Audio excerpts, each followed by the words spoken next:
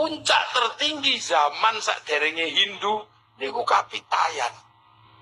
Kapitayan niku Gusti Allah Sang Hyang Toya utawa Sang Suwung Tan Kena Kinaya ngopo. Itu penguasa tertinggi adalah pemilik ajaran Kapitayan. Sing jarine wong Londo saking mumete wong Londo iku mek bodho menyebut animisme dinamisme cek gampang ngene percaya benda-benda bertuah, percaya roh.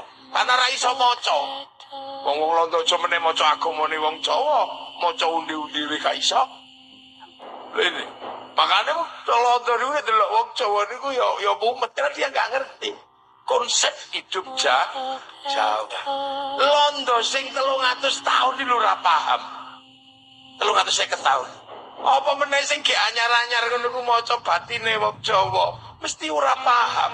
Ya olah nyalano tok pancen ra patek paham. Dadi sing Jawa sing pangerten karo cah bodho-bodho ning